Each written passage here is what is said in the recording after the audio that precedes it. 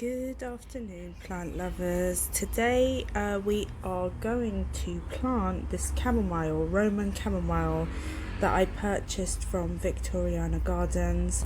This variety is the chamomile Anthemis Nobilis, which is known as Roman chamomile, sometimes also known as English chamomile. Okay, let's get planting.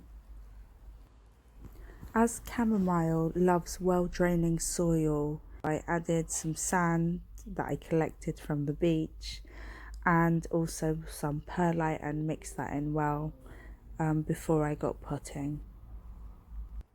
As many of you know, I am a lover of perennial plants that come back to say hello every year, and that was one of the reasons that I chose chamomile. In addition to that, I chose it because I am a great lover of chamomile tea and I wanted to grow my own. Chamomile also makes a great addition to a cottage garden, which is something that I'm working towards. So let's talk a bit more about chamomile. Chamomile was used by the ancient Egyptians, who dedicated chamomile to the sun and actually worshipped it above all other herbs for its healing properties. And the Greeks also used to use chamomile to treat fevers and female issues. Chamomile is known for its very relaxing aroma and its medicinal properties, as it's said to be anti-inflammatory, antifungal, antiseptic, and it can act as a natural sedative, which is why it's commonly used for insomnia. A lot of this stems from the essential oil within it called chamomile, which is scientifically proven to be anti-inflammatory and calming. Ideally, these should be in a much larger pot, but because I didn't have that to hand, I just potted them up in what I had.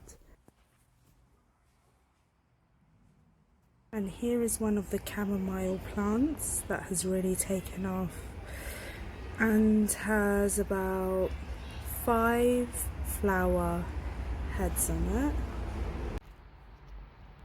And if you have a look here, the petals have started forming. This is just about 2 days since my last video. We've had a heat wave in London, so maybe that might have been what has helped. And I've also noticed that, I don't know if you can see it, but there are buds forming on the lower stems as well, right there. There. Smaller one, which is here, is still not doing that much, but it's looking a lot healthier and bushier than it was when I first bought it. Okay, so we'll check back in a few days. So I just wanted to show you the view at night time. I don't know why, but there's something very romantic about chamomile at night, and also very calming. I can't wait for this to grow in abundance so that I can make chamomile tea on a very regular basis.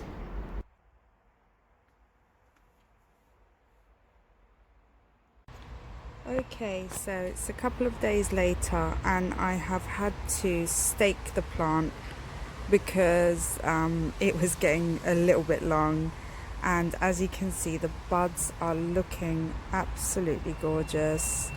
They're really big, and let me just pick them up for you a bit.